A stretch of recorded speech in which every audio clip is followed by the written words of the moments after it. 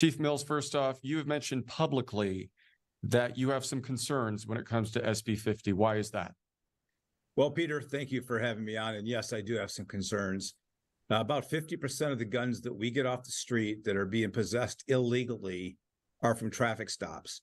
So to eliminate that tool for our officers to be able to get guns off the street and out of the hands of people who are likely to use them is a significant concern for me. And I just want to make sure that the community is aware of it and then has the opportunity to speak out, whether they're in favor or against it, to the legislators.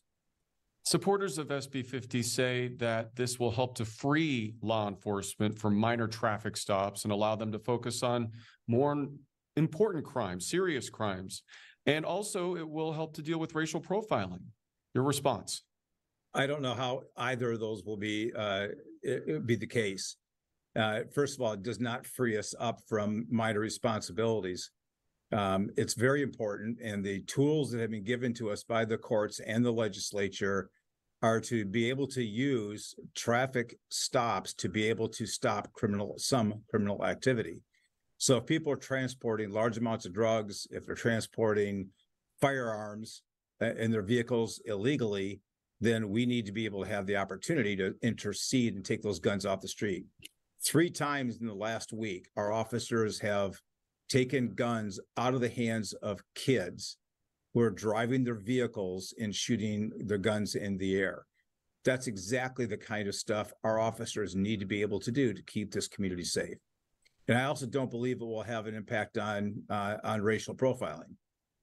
We don't really care about who's shooting the guns. We just want to get those guns out of the hands of people that should not have them and are likely to use that in an act of violence. What do you think would happen if this bill does end up passing? I think what you'll see is a very big slowdown by police officers in making traffic stops. We listen to the legislators, we listen to the courts, we do what we're asked to do, and there is potential that you'll see an increase in violence as a result. Now, we can't predict that, but when you're taking this many guns out of the hands of people who should not have them, be they convicted felons, be they juveniles who shouldn't have guns, or people who are under the influence of drugs, those are exactly the kind of guns we need to get out of the hands of people who are going to use them. And that's why we want to make sure that the community is fully informed and they can voice their opinion to their legislators and have a good, robust, honest discussion about this. And that's what I'm after. Anything else, Chief Mills, you would like to say about this bill before we let you go? Nope. Thank you, Peter.